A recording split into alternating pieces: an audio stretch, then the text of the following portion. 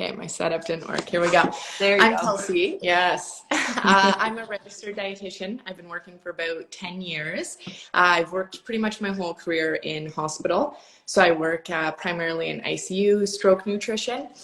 But over the past few years, I started a private practice and I work mostly with gut health and digestive disorders. So lots of Crohn's, colitis, IBS, some hormonal disorders like PCOS and stuff. So that's me. All right. And you might recognize me from lives before. I'm Dani. I'm one of the team members here at Rily. I'm a holistic nutritionist and I have had digestive issues my entire life. So I'm definitely looking forward to this chat with you. Yeah, it's like 1 in 3 have digestive issues, which is pretty crazy. Oh, wow. That's a lot. Yeah. I mean, it's become very popular recently, like with trends like bone broth and probiotics are becoming really big and fermented foods. So I think the people want to know what the truth of the matter is because there's a lot of misinformation, right? Yeah, it's like gut health the next 5 to 10 years. It's going to be all we're talking about. So let's Yes. get on the pulse. We'll jump the gun on it then here. So let's start out maybe for anyone that doesn't really know, like maybe we can just talk about digestion a bit and explain how digestion actually works or what the process is. Sure. So I will do kind of a basics of digestion. Digestion. Yeah. Okay. Digestion, interestingly, it actually starts in our brain. So from the time we start thinking about what we're going to eat and preparing our food, our body's actually already kind of targeting that digestion to what we're going to eat. So we're starting to release some digestive enzymes. Our stomach acid is increasing as we think about our meal. And then as the food enters our mouth, we chew our food. Obviously, that's a huge step in digestion. So we're actually doing some mechanical breakdown as we're chewing our food, but we're also releasing a lot of digestive enzymes in our saliva, which is kind of the first step of that. Then food travels down the esophagus, hits the stomach. And I think that a big misconception is a lot of people think a lot of our nutrition absorption happens in the stomach. It doesn't. It's mostly just kind of a digestive waiting ground where lots of stomach acids get released. It mechanically breaks down our food a bit more. And then food travels to the small intestine where most of our nutrition absorption actually happens. And then from small intestine, we go to large intestine. And that's where basically the trillions of microorganisms that make up our gut microbiome are primarily housed in the large intestine or the colon. So when we're talking about gut health, we're often referring to our healthy gut bacteria, and that's where that lives.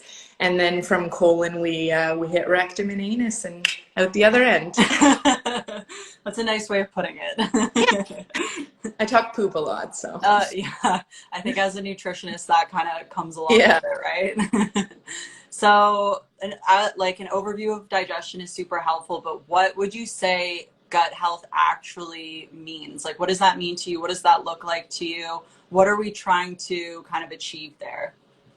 So to me, and kind of in the literature, when we're talking what a healthy gut is, we're really looking for a diverse microbiome and an abundant microbiome. So basically we want lots and lots of bacteria and we want lots of different types, because what we know now is that all different bacteria have all different sorts of roles in the body. So a lot of these health benefits we're looking from, they come from different bacteria. So we don't want to just feed one group, we want to feed them all, and we want lots of them. So when we're looking at people who have really strong gut health, they tend to have lots of bacteria and lots of different types. And of course, a lot of people, when they think gut health, they are also thinking like proper digestion. So that's a piece of it. But in kind of the sciencey world, that's what I'm looking at.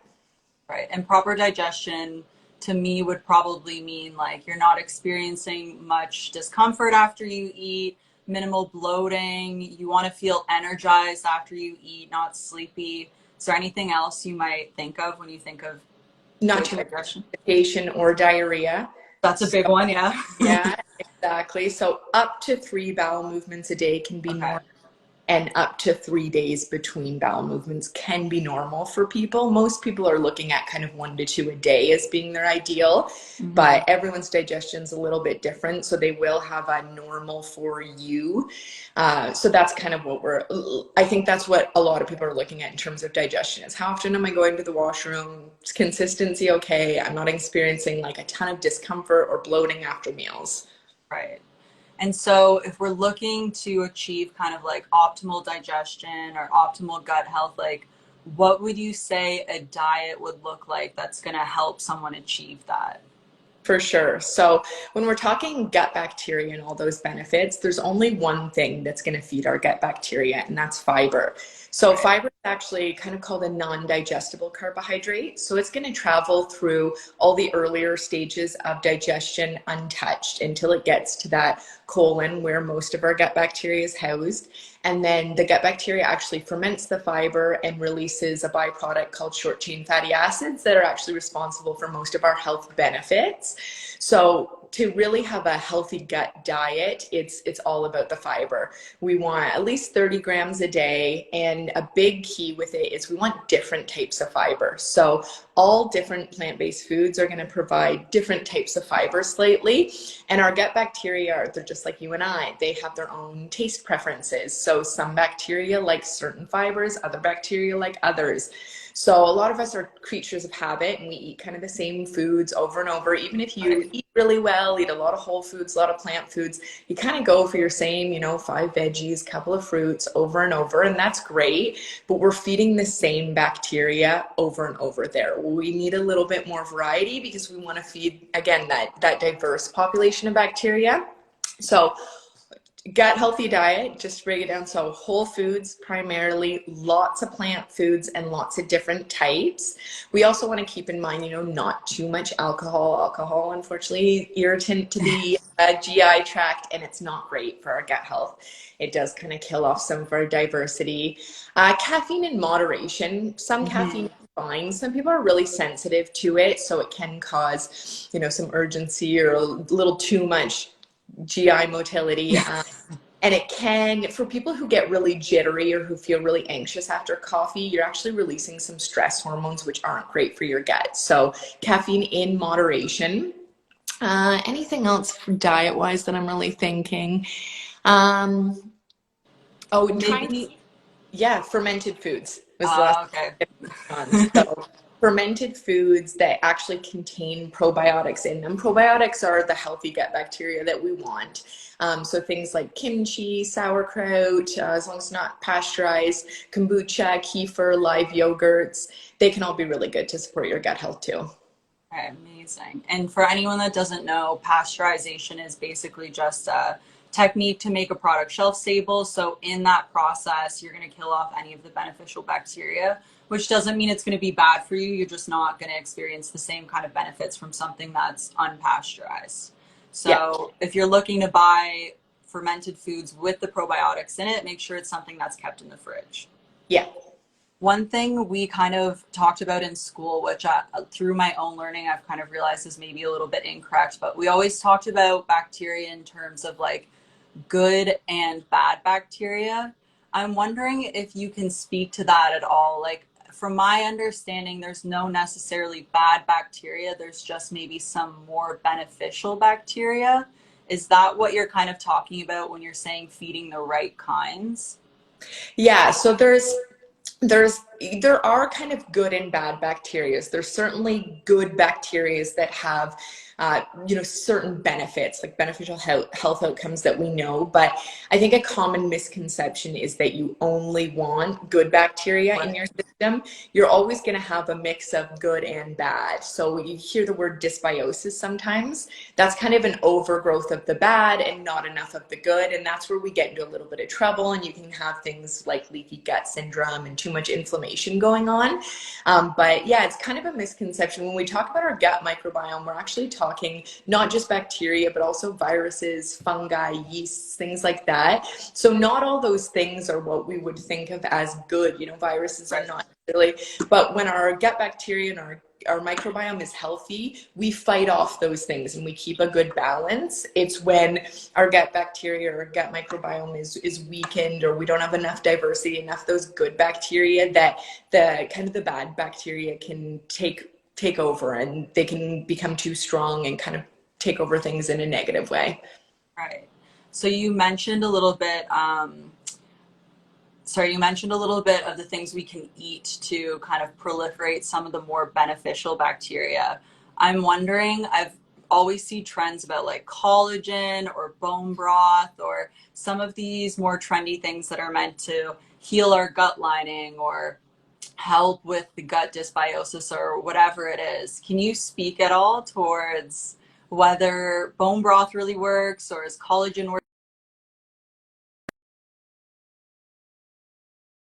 A little bit. We good? Yeah, for sure. Touch on it. So when we're looking at kind of a lot of those superfoods or foods that have all these benefits associated with them, what I always say is like a gut healthy diet, it's really a diet of abundance. No single foods are going to make or break your gut health. So it really, what we do know is the only thing that feeds those healthy gut bacteria are actually fiber foods, and specifically foods that have prebiotic fiber in them. Just to clarify, probiotics are the actual live bacteria that have a benefit associated with them, and prebiotics, which you hear a lot about, prebiotics come from fiber, but there's certain types of fibers that we know feed our good healthy gut bacteria. So the only foods that we know actually feed our gut bacteria are these prebiotic fibers, but things like bone broth, collagen, I mean, they can all be part of an overall healthy diet. Bone broth is really high in minerals typically and has some collagen in it. So that can support your overall health, but it's not actually going to feed your gut bacteria. So I kind of look at as like those types of foods, as well as your fermented foods, they can help you support your health goals and your overall wellness, but adding them is not going to either compensate for a diet that doesn't have enough plant foods, doesn't have enough fiber. And again, not having them is not going to be a big issue either. Like they can be beneficial, but not going to break your health. And I think a lot of the time people might maybe rely on these kind of products or recipes a little bit more. And I always think about it like they should be used as a supplement to a good diet. You're not going to be able to out supplement a bad diet. So I really like what you said there with making sure you're getting that fiber in. Like that is the backbone of gut health, right? Yeah. Nothing's going to replace that. You can have your $5 kombucha and that's great. It tastes great. But if you're missing your fruits and veggies, it's kind of a moot point. Yeah.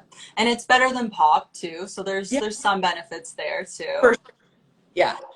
So we talked about diet a little bit, and I'm wondering if you can make any sort of lifestyle suggestions for what might be good for gut health and digestion and things that maybe might be less beneficial for gut health and digestion. I think you mentioned alcohol. I'm wondering what else is there? Yeah, so things that we know are good for the gut lifestyle wise is exercise. Exercise is a huge one. We actually know that people who exercise regularly have more diversity in their microbiome, which is a huge foundation of gut health. And what the research really shows is it's long-term exercise. It doesn't have to be a crazy amount. It's like 30 minutes, 5 days a week, but over the long term, you can't just kind of pop in and out of exercise and expect the benefits. It's long-term sustained exercise has benefits. So that's a great one. We know smoking is really bad for the gut. Unfortunately, we know overexposure to too many like harsh chemicals and pesticides is not great for the gut. Stress is not great for gut bacteria. Surprise. I know, and same thing, sleep is really important. And those kind of go hand in hand. Generally, if you're overtired and overstressed, that's going to have some negative health impacts. Another big one is medications. So too many antibiotics too often and certain painkillers, we also know not great for our gut bacteria. So again, with medications, use them when you need them, but we also have to, antibiotics are really overprescribed. So you just have to use a little bit of common sense there. Is this something that's even going to respond to an antibiotic? And, maybe if you have to go on prolonged antibiotics or frequent antibiotics, you might need to be focusing a little bit more on things that are going to support your gut health. So really focusing on lots of fiber from all of our different plant food groups and including those fermented foods, trying to manage your stress and your sleep, limiting alcohol and smoking. It's kind of our general healthy habits, but they definitely make a big impact. So when it comes to exercise and gut health, I'm really interested what the mechanism might be there. So I know that we actually got a question related to mental health and gut health, and I know the vagus nerve connects our gut to our brain. So I'm wondering if maybe when it comes to exercise, part of the mechanism at work there might be if you're exercising and you're feeling better and you're getting those endorphins, maybe there's kind of an effect on your gut inversely there. I'm wondering if you can speak at all about mental health and the gut-brain connection. I feel like it's a really interesting topic. And not Yeah. many people know that much about it, I think. Yeah, I mean, we could do a whole live on gut health and mental health and the link. And we really, sorry, my baby is crying downstairs. I don't know if you can hear that. With my mom, not just totally. Okay. But there's definitely a well-established link between the gut health and mental health. And you might hear the term gut-brain axis, kind of refers to the two-way communication between the gut and the brain. So basically, our brain talks to our gut, but then our gut also talks to our brain. So when you think of things like if you get really stressed before a presentation, that might send you running to the washroom. You know, there's that connection there. Or, you know, if you're really excited about something, you kind of feel butterflies in your stomach. So they do communicate to each other. And there's been a lot of research just in the past few years that's really interesting, like a great study that showed people who took a probiotic had reduced rates of depression and anxiety. People who follow Mediterranean diet, which is excellent for supporting gut health. Actually, that the Mediterranean diet, that study was fascinating, showed that it was more effective at combating depression than counseling was. So there's definitely that connection there. And we know that people that have like clinical depression actually have a different microbiome, a little bit less diversity and just different in general. And I know I'm kind of circling back, you were talking about exercise as well. So they have established that definitely exercise is great for our microbiome and that exercise is going to lead to more diversity. They haven't really established exactly what the causation is there, so exactly why that is. But you're totally right. We know exercise releases endorphins. We know that's great for our mind and our gut. So I think it's kind of that full body approach. You'll notice with most gut health things, it kind of is those overall healthy lifestyle tips. All right. So you mentioned the Mediterranean diet there, and that makes me think if that's something that's really good for gut health, are there any diets that maybe you would recommend less for gut health? I think there's one I'm thinking of in particular. Yeah. I mean, I could talk a lot about keto. It is unfortunately like the worst thing you can do for your gut pretty much because I touched on it kind of briefly, but when we talk about our high fiber diets, one thing that has shown actual improvement in gut health is there's 6 different plant-based food groups. So we've got our fruits, our veggies, our whole grains, our beans and legumes, and then our nuts and our seeds. And what we know is we want foods from all 6 of those different food groups, and that's really going to support our gut health. And if you're eliminating even 1 or 2 of those groups, so keto, you look at, they're not having whole grains, they're not having fruit, and they're probably not having beans and legumes because they're too starchy. So that's half your plant-based food groups. That has a massive impact on gut health. And keto diets are notoriously low fiber, even though you can have veggies. I mean, constipation is a huge issue on keto, and it's because you're having way too much dense protein, saturated fats, not nearly enough fiber to balance it.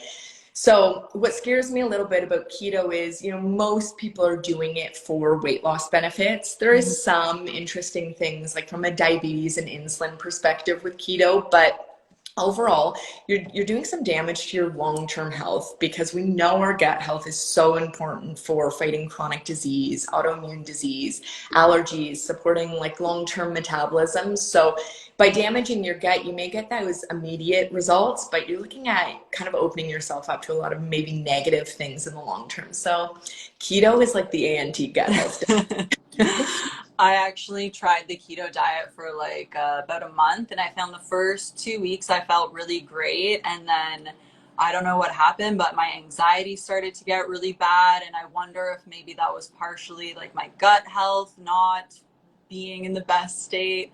But yeah, I had a pretty bad time on that overall. So Yeah. we're not against keto. Obviously, there's like a use for it. Like it was designed for epilepsy, so there's definitely a use for it. But just specifically with gut health, maybe not the best idea. Yeah. Long-term keto, I'd have concerns for your gut health. Yeah. So we covered diet, we covered some myths, some trends, lifestyle suggestions. Is there anything else you feel like we missed out on? I think maybe next time we should, if we do this again, maybe talk about mental health and the gut brain connection, because I feel like that's a really big one for people. Yeah, it's such a new area of research, but it's so fascinating. And the fact that we could actually improve our mental health through diet is kind of mind blowing, but the research is so promising. And yeah, like that study that I talked about with the Mediterranean diet showed that like 30 people with clinical depression actually went into remission just from changing their diet, and it was more effective than counseling. Like that just blows my mind, and it really shows the power of gut health. And I do think it is kind of paramount in the foundation of our overall health. And I can't wait to see, yeah, like I said, the next 5 to 10 years, the research is going to be incredible. Yeah. We did get one question too, actually. Okay. So how many fermented foods should I eat in a day? That's a great question. That is a great question. So the thing with fermented foods and food studies in general is it's hard to really say those concrete numbers because they're just not really studied in clinical trials, because clinical trials are so expensive to put on. And when you think of food and diet, it's really, you can have a group take fermented foods every single day, but you can't control the rest of their diet. So then it's really hard to say what benefit is coming from the fermented food versus you have no idea how they're eating. Like if they have a crap food, but they drink or a crap diet, they drink a kombucha every day, that's not going to overcome it. Like we've talked about. So we don't know those concrete numbers. What I say with fermented foods is it's a really good way to introduce new flavors and new foods to your diet. And they likely support our gut health. So, I would aim for a couple a week, like whether that's, going to be trying to have kimchi once a week, or maybe have kefir once or twice a week, or a kombucha if you're at a coffee shop, you want to try something different. I don't think there's actually like concrete numbers that are going to help you, but trying to work them in regularly is a great idea. Okay, perfect. And we actually got some more questions here. Someone is wondering about fasting for gut health. So eating for a short period of time during the day and fasting for about 16 hours. So that would be considered intermittent fasting. And I know that's pretty big with the ketogenic diet. Will that have any long-term benefits or consequences to gut health? What do you think? Yes and no. I mean, again, I know intermittent fasting for a long time because the research behind it's fascinating. Basically, it's incredible for men. Like a 16-hour fast, almost research and the benefits show really promising results in men. For women, we have to be a little bit more careful because some women can handle it, but the problem is we're so much more sensitive to hormonal fluctuations and stress. So if your body views, a 16-hour fast as a stress event and you're hungry and you're irritable and you're not doing well on that, then that is actually really negative for health, and it's really negative for our gut health. So there are some benefits in doing a 12-hour fast for sure. I actually recommend everyone doing 12 hours at least as a bare minimum, because we do want kind of that digestive reset. There's also some benefit to having at least 3 to 4 hours in between meals and snacks. So some people are kind of grazing all day long, and we used to look at that as a really great way of eating, kind of fueling that fire, your metabolism. Only problem is there's a mechanical part of our digestion called the migrating motor complex that kind of sweeps everything through, getting a little sciencey here. But if you're not giving enough time in between meals and snacks, you're not fully activating that function and you're not getting kind of complete digestion. So by having at least a 12-hour fast overnight, you're really getting kind of a complete digestive period and a reset. And then having 3 to 4 hours between meals, I generally recommend too, which can be hard if you're only eating in that 8-hour period. So there are some benefits to intermittent fasting for sure. I would just be careful about it, unfortunately, if you're a woman, and you can kind of test a lot of clients will say to me, how do I know if it's a good fit for me? Well, your body will tell you, start 12 hours and increase gradually. But if you are starving and that doesn't go away in a few days, or you're irritable, or you're, excessively fatigued, like that's a sign your body's not doing well on it and it's just a great fit for you. Yeah, and I think when you say 12 hours, that might seem like a lot to some people, but when you think about when you might go to bed versus when you might wake up. Like if you're going to bed around 11 and waking up around 7 Yeah. or 8, there's usually a few hours before you go to bed where you're not eating, and maybe an hour or two in the morning when you first wake up. So 12 hours might seem like a lot, but it's pretty natural as long as you're Yes. not snacking too much before bed, which I am personally not that great at, but No, it's that nighttime eating, but yeah. exactly. You stop eating by 8 p.m. and then have your breakfast at 8 a.m. That shouldn't be a major stress, and it does give that good reset. But yeah, it can just be kind of that excessive snacking and some of those habits that we get into. But it is a good idea, and everyone should basically be able to handle that without any negative Right. impact. Amazing. All right. Well, I think that's pretty much everything. Was there anything else you felt like we needed to cover? I think that was really good for kind of an introduction and the basics. And I think that it would be really interesting if people want to leave comments and questions. Yeah, we Yes. definitely do more specific topics in the future. Like we could do a whole session on gut health and mental health, or a session, deeper on kind of prebiotics and probiotics and how to work that area of gut health. And there's so many interesting areas and it's pretty widespread. So yeah, let the people tell us what they want. And it is so foundational to just overall health that I Yeah. feel like people really need to know this information. Yeah, exactly. Basically any health condition, like a primarily whole foods, high fiber, lots of plant foods diet is going to be pretty well a good fit. With lots of sleep. Lots of sleep, no stress, right? Yeah, I'm sure that's not a problem for most people right now that we're having very, very little daylight. I know. Yeah, except if you have a 5-month-old baby who doesn't sleep. Fair, fair. All right, Kelsey, thank you so much for joining us today. And like she said, if anyone has any ideas for future topics or if you have any questions, please comment on our video, reach out to us. We're always here to discuss everything health related. For sure. Thanks, All Dani. right. Have a great day. You too. See ya. Bye.